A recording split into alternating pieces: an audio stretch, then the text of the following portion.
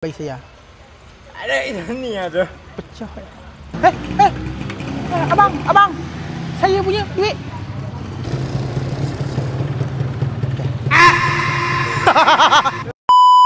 Jumpa bang. Bang, sini ada kerja part time? Ada bang. Okey, jom kita dalam. Macam tu je? Senang je. Itulah, saya ada buat resume. Nanti macam ni je lah resume. Pakai web, pakaran yang tak awak. Boleh? Selamat datang ke Petra Shetok Farhan. Okey, baik, sama-sama. Sekejap lagi. Gambar? Ambil tu. Ambil gambar. Buktilah saya ni boleh kerja ke tak kat sini. Awak tak layak di sini. Saya tak layak? Tak layak di sini, awak kena duduk kat dalam. Astaghfirullahalazim. Bayar saya. Bayar dengan dia. Okay. RM1 je. Ibu. Yeah. Betul bang, saya tak layak duduk kat sini. Terima kasih banyak bang. Penuh? Penuh. Boleh. Okey.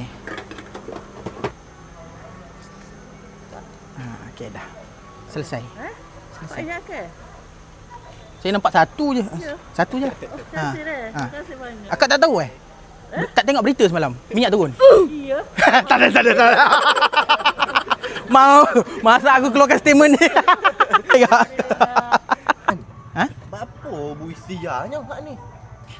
Tak apalah. Nyanyi kalau baru tahu ni. Abang tak tahu ke minyak dah turun? Tak apa. Saya kan part time, apa-apa hal semua balik kena. Kata bona. Duit biru. Saya ambil yang ni. Okey. Siap. Saya. Free? Ni bayar lah. Bayar. Okey, hati-hati. Saya ada. Tak apalah ni ambil nama ya, lebih.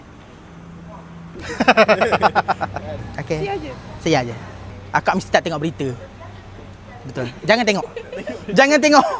Sebab tak ada apa-apa yang berlaku. Tak. RM1. RM1.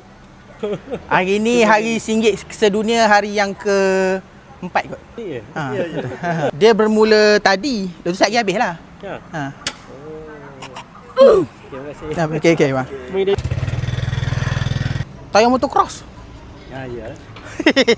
Siap. Siap. Terima kasih. Okey.